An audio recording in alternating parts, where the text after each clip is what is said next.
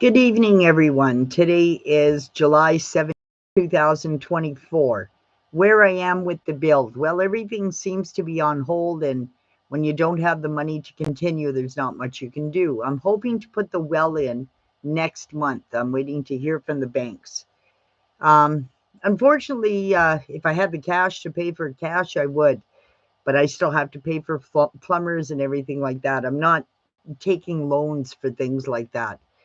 I started a fundraiser site. If it works, it works. If it doesn't, it doesn't. Many people have recommended me to do this YouTube channel, so I'm not very good at it. I don't have a bunch of professional cameras and speakers and whatnot. I bought a little Logi camera, this thing here. This. It's a little, I don't know, clips to the top of my computer for like 30 bucks so that my camera and sound comes out better. It's a little bit weird. I'm not a camera kind of person, so I'm not very good at this.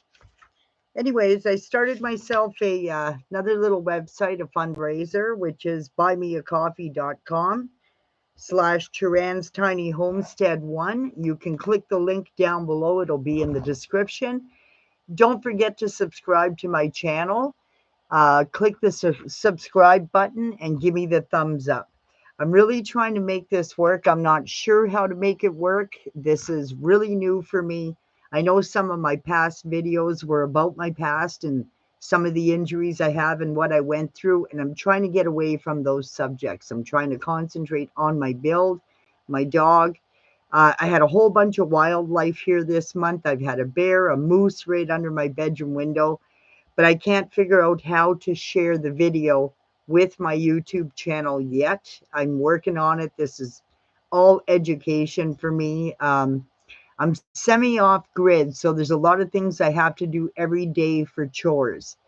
Like I don't have a flushing toilet, I don't have a running shower.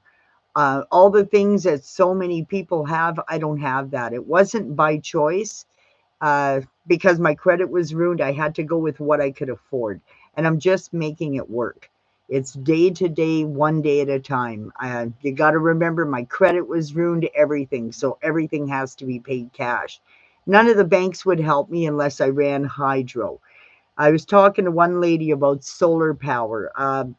I did look into the solar power, and oh my gosh, uh, for me, it's not for me. There's just too much involved, too much technical, too much electrical. I'm going to be 60 years old this year towards Christmas, and or just before Christmas, and I'm just too old to be fiddling with panels and batteries and electrical, and I don't understand anything about electrical. I have electrical panel for my cabin, and if the breakers trip, I know how to turn the breakers back on. That's it. That's the extent of my electrical experience. I'm not an electrician. I'm not going to fiddle with stuff like that. It's not for me. So, anyways, with the build, well, I've got groundskeepers in. They're going to be cutting down 2 or 3 more trees. We have a bunch of roots we had to pull out of the ground to put the hydro through underground because that's how they do it here. Now they don't want all kinds of wires in the sky. I stayed with hydro because my hydro bill is only like $30 a month of usage, and that's in January. I think my bills in the summer months are probably $10 usage a month. So it was cheaper to stick with hydro than it was to spend 30 to 40,000 dollars on solar panels and all kinds of batteries and have to build extra space for it, and the list goes on and on with the solar. So no way, ain't gonna happen. So I'm hoping to have a bathhouse built before the winter, before the snow flies. Once the well is in, that's okay, but I still have to buy the bathtub. I've got the shower heads, the taps, things like that, but I don't have any of the plumbing supplies that I need because I'm not sure what I need. I have to get a plumber to come in. That's a $300 estimate right there. So he's going to give me a list of what to buy and how much to buy, but I can't buy it until the well is in. So once the guy digs the well, he's going to come up underneath the building And my well house is actually going to be my shower house, my bath house. So once he brings that pipe through the bottom of the floor where the bathhouse is being built around it, then the plumber can come in, and then I go buy the plumbing equipment and everything I need. And then I have to buy the sink for the kitchen because I need something to wash dishes and hot water. I'm carrying great big jugs of hot water to wash my dishes. I'm not getting any younger, and one slip up, and I'm going to have third-degree burns all over me. It's so unsafe to fill a sink that way. But that's what I've been making do for now until I can afford to get the rest of the equipment. So the triple sinks are like $1,500 for the sinks. I want restaurant hotel equipment for the simple fact that it's all made out of steel. It's easy to clean, it's easy to disinfect. I am living in the bush, so I don't want all kinds of wood and stuff that's going to contaminate. It's too high risk. I'm 60 years old, so I would rather have something where I can just wipe it with vinegar or cleaner or disinfectant sanitizer and air dry it, and it's fine. And I also found with the metal counters, like with working in industrial kitchens, it was so easy to keep clean. You pull it out from the wall, you sweep behind, you wash the floors, and I find with kitchen cupboards that are wood, living in the bush, and this is probably why the oil sands do it the same way in their kitchens. Having wooden cupboards is a place for mice and rodents to hide. When you're living or working in the bush, the last thing you want is rodents in your food and in your house because you may as well throw everything in the garbage. You get an infestation and you're screwed. So I found with my kitchen, everything is open concept, and that I am going all metals because that way, all my storage, I can see everything, I can see where it's stored. The mice have no place to hide. Everything's stored in glass jars or thick plastic containers that they cannot get into. Everything's sealed. And I don't have a mouse problem. I had a couple of mice when I first bought the property, but we cleaned up piles of garbage. I had $10,000 in labor cost and clean up with a bulldozer and a front end loader and tipping fees. There was that much garbage on this property.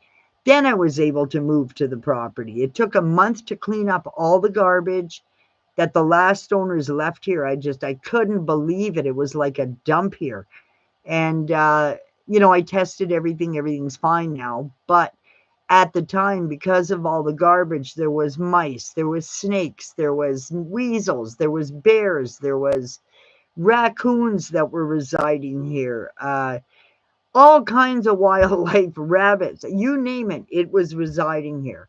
So I cleaned up all the garbage, cleaned up the place, made everything mostly metal. The only roof, like wood, I like trim and stuff like that. And the mice, like, where are they going to go? They're going to hang off the ceiling? I don't think that's what they're looking for, right? So I try to keep everything really well organized. I've downsized clothing. My stuff has been packed in storage for 25 years working in oil and gas industry because I had to move 23 times because you'd get to work, you'd be laid off before you even got through orientation. So I gave up on renting places and I started storing all my stuff in a heated storage. I shipped it back to Ontario just after my mother passed away. And I knew I would come home after I retired anyways. I knew I wasn't going to spend the rest of my life in Alberta and British Columbia because my family's not there. My grandchildren are here. So, I mean, I see my grandchildren maybe once a month, but I mean, they're busy. I've been gone for 25 years working. I'd come home and visit once a year for 2 weeks. That's all I could afford to take time off while I was supporting my family at the same time. I've always supported my family through the whole thing. So now it's my turn to get what I want, me settled down, because I got so many injuries I can barely get through my days now. So I'm still healing. I've still got a lot of physical injuries. I've got brain injuries. I've got a little bit of everything. But whatever, I live with it. I'm learning to live with it day to day. I'm trying to do it without medication. Some areas are harder than others, but I tolerate the pain. I put in a kiddie swimming pool so I can swim around in circles to get rid of some of my pain, because swimming and exercising in a swimming pool is therapy for physical injuries. Um, it wasn't expensive. It was like $1,000 swimming pool, where it's not like a $20,000 pool that's in ground or anything like that. It's just a child's swimming pool. It's only 4 feet deep. I didn't want to go deeper because, I'm getting old. And if something happens, like a heart attack, I don't want to end up drowning on top of it. So I just went safe. Plus, I got grandchildren. So I didn't want to go deeper than 4 feet because I didn't know how good they could swim or whatever. I haven't seen them in 7 years. So I'm finally visiting with them, trying to build a relationship with my son. So that's where I am with my personal life. The extent of my visiting with people, I have the odd girlfriend that stops by, but the only people that really visit is my family. And that's kind of all that's really welcome here. I don't want piles of people coming here and thinking this is a party house or something, because that's not what it is. I have lots of things to do. I have a lot of self-discipline. I still cook like it's out of town. For some reason, can't get past not cooking in mass production. So I end up making beef stew for like 50 people, and I have to can, 45 servings of it. I have to pressure can and give half of it to my son and half for me, because, or keep whatever I eat, because I end up cooking too much all the time. I end up purchasing too much all the time with food. Well, I guess because I went homeless. And when I was homeless and couldn't work and they wouldn't let me work, I had a lot of days where I had nothing to eat. And if it wasn't for the food banks and things like that, I'd be dead right now. And so I think now I pile myself with lots of food around me so that in case something happens, I never ever go hungry again. I'm terrified of going hungry and homeless again. I mean, I spent 6.5 to 7 years couch surfing and living in people's garages, living in a camper, living in a parking lot. It was tough. It wasn't an easy life. And I mean, I didn't get all screwed up. I didn't go to parties, nothing like that. It wasn't anything like that. I support RCMP and I support firefighters on my camper to keep drug addicts away from my camper. And believe it or not, it worked. So the camper is now being renovated, and it's got to get new windows, new door, new trailer hitch, new wiring, a new thing in the hood. But I'm keeping it. It's going to be coming here. I thought it would be done by this year, and they're still waiting for parts out in British Columbia to be shipped here so he can do it.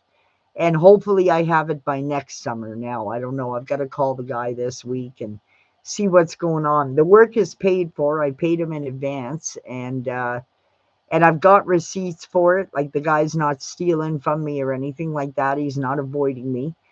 And I might find some of the parts on my own and run them out to him so he can get the work done and rewire the thing. And we need new windows and stuff. And the rest, I'll repaint it myself and I'll do the rest. I can do the cushions and material and stuff like that. So that's where I'm at with my camper. As for my truck, well, I had an accident. I decided I was going to unload a whole bunch of stuff into one of my greenhouses. So I had to back up the truck as close as I could so that I'm not doing heavy lifting. So what did I do? I tried to avoid hitting my picnic table. I got 3 brand new picnic tables for $200.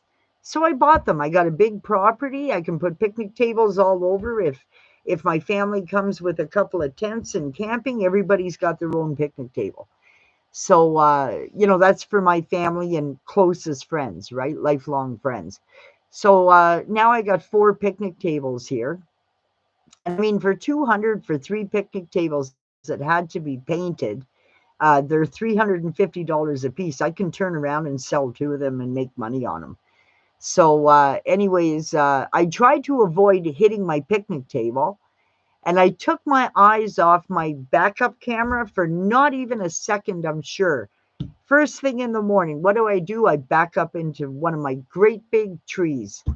Well, the tree didn't budge, a little scrape on the bark, but a good dent in my bumper in the back of my truck. So I lasted all the way from Fort McMurray, 2017 Chev Silverado, with only 35,000 kilometers on it.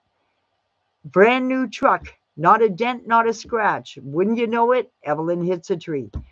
So that was a really bad morning for me. I was not happy, and every time I have to walk around the back of my truck and see that dent, I swear at myself every single time. But at least it's me that put the dent in my truck this time, because everybody else was doing it. It's been hit 3 times with hit and runs in Fort McMurray. And, the insurance covered it, but I still had to pay the deductible. I had to wait for the vehicle. Either way, this time I put the dent in my truck. So I don't know if that's something to be proud of, but I just had a bad morning. So now I find out that expense is $1,500 to replace that bumper. I mean, it's a brand new truck. I'm not going to put a used bumper that doesn't match on it. I'm just going to bring it to the GM dealer, order the bumper, and they're going to install it for me. But it's not where I wanted to go. So, anyways, long story short, that's where I'm at today. My garden's okay. It's my first year with it, growing in bags. I didn't get as good a produce as I wanted so far. I've already picked potatoes, cucumbers, beans, and zucchini, but that's all I've got so far, and a few herbs. I've been able to start drying herbs so far, but that's about it. And so, yeah, so once I get a proper GoPro and I'm doing work on something or building something, I'll start videotaping that. I'm not doing any of the build. I hire other people to do the actual build. I'm just doing caulking and painting and gardening and stuff like that. As for the actual build itself, that's not something I can do. I'm not a builder. The building would fall apart if it was me that was going to build it. So I'm not going to do that part. But I am building my homestead, and lots of people are asking me to sell my canned food. I'm not sure I want to go down that road, because the government, with food safe and everything, I know what the paperwork's like. I know what the licenses are like. I know what the government does to small businesses, and I know what they do to people that are in catering. And I just don't want health inspectors and stuff like that. I mean, I got enough certificates and qualifications that I can be an inspector myself. But I just don't want to be involved with any of that stuff anymore. I don't want to deal with the government, and I dealt with so much with the court system and everything because of the labor disputes and everything. I hear paperwork now, I run the other way. I literally vibrate from it. I shake, I start crying. Um, the stuff I went through would make me physically sick. And every time I have to be in touch with them, I literally, my brain makes me physically sick. I'm messed up for 3 days before I have to talk to them, and I'm vomiting for 3 days after. So I try to avoid all of it altogether, because it literally makes me physically sick. I put on a couple of pounds, which is really healthy. Something I was 85 pounds when I left work. Um, Now I'm 130 pounds, which I feel fat, but I'm not. Like, I got a bit of a little belly, but I'm not. Like, I was down to a 22 waist at the time while I was working. My legs were all shin splints. My feet are plantar fasciitis that still have not healed. And I broke my ankle at Albion Village slipping on raw blood. So from beef, it was sticky and slippery, and oh my God, it was the most painful thing I ever went through.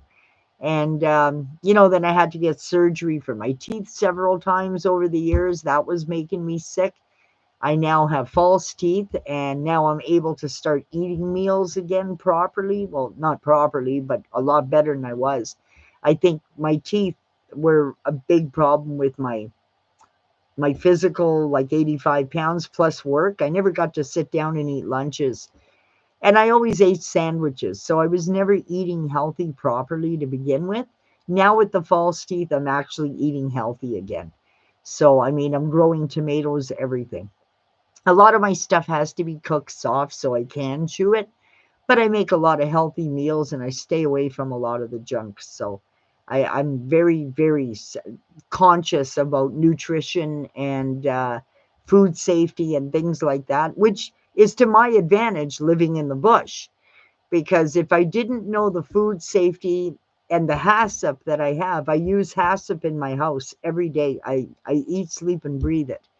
And if you understand HACCP and go to section 5 and start reading about botulism and septicella and salmonella and the 50 other diseases, beaver fever, everything that goes with it, there's got to be 50 airborne illnesses from people not handling food right or washing their hands or washing their dishes properly or whatever. I'm not risking that way out here in the bush. I'm very, very smart. I buy disinfectant. I buy Javex, actually. I disinfect everything with Javex all the time because of the simple fact that I know it's going to kill everything.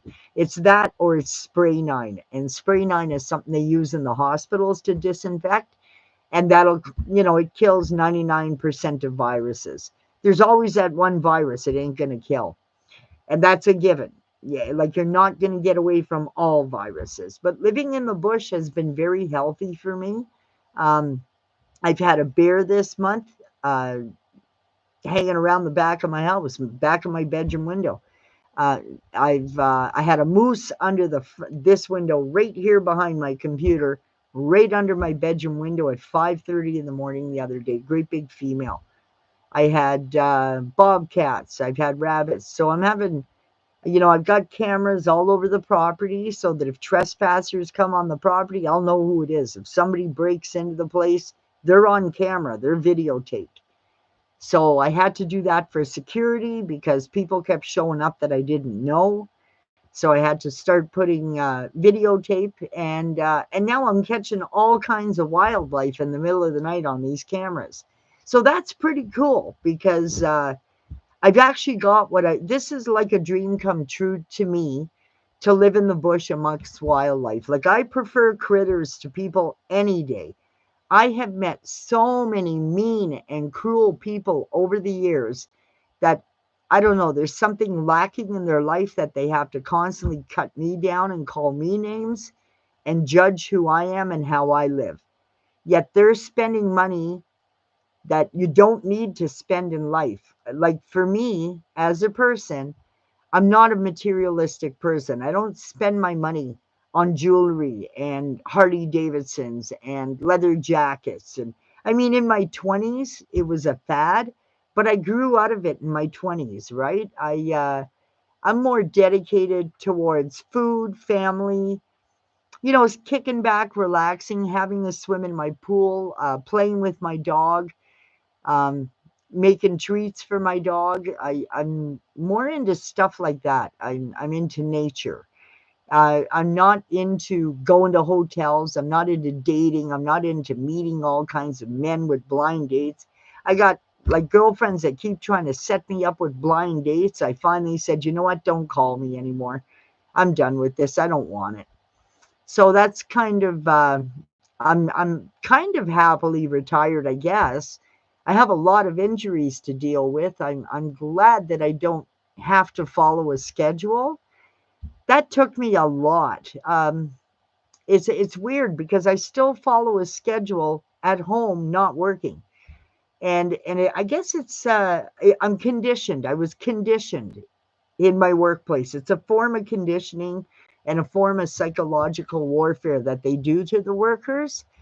And for me, I was conditioned for years and years and years. So I have a lot of self discipline. But what's really, really nice about not being in my actual workplace is I'm not micromanaged anymore.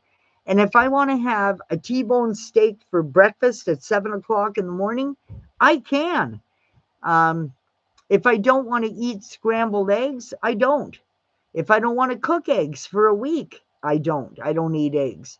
So it's I get to pick and choose whatever I want to eat now. I don't have to eat what the company tells me to eat. Um, I get to take a lunch break whenever I want now.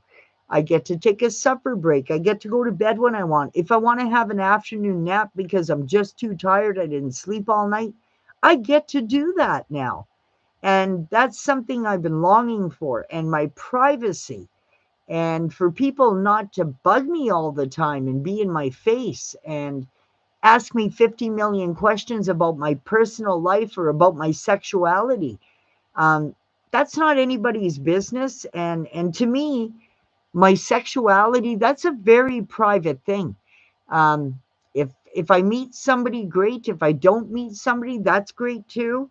But that's not anybody's business. And when I was working, people would ask me about my sex life, and I really had a hard time not punching them in the face, because you know what? It's not right. It's not their business. It's nobody's business. And I think to go around and talk about your sex life in public is just like, where's your pride? To me, I don't know. To me, it's not a public thing. To me, that's disgraceful to brag about it in public or talk about it in public or show it off in public. I think that part of my life, that stays private. That's nobody's business. I will never discuss stuff like that. I don't like it. I don't like people discussing it with me. I don't like people asking me about it. And I really hate it when men hit on me. That really drives me nuts. It's like, I'm not a 15-year-old girl. You're not that attractive. You're not all that. So I'm just not into stuff like that. I am into the build though, and I am into changing this, turning this around into a food forest. I'm going to be planting 10 plum trees in the fall, a couple of apple trees also, and a couple of cherry trees. And that's where this place is going to. It's going to become a food forest and a few sleep cabins for me and my family, and a couple of picnic tables. And we have fishing just up the road. I think eventually I'll buy a small trailer and a canoe, and I'm going to take up canoeing or something and fishing. And it's just peace and quiet, but it's got to be a big canoe because I got a German Shepherd, and I got to probably tie him in to make sure he doesn't jump out, and give him a life jacket. I'm not sure yet how that's going to work out. But I mean, I'm not that strong anymore, so I'm not even sure if I can get a canoe in the water. But it's something I'd like to do, is go canoeing and fishing. I just want to go fishing and be left alone. But anyways, have a nice day. This is Evelyn, and when the build continues, I'll try to make a video once a week to see how this channel does and how this Buy Me a Coffee fundraiser. If it works, great. If it doesn't work, well, great too. I sure could use the help. Anyways, have a nice day. Evelyn Churan, Churan's Tiny Homestead. Bye.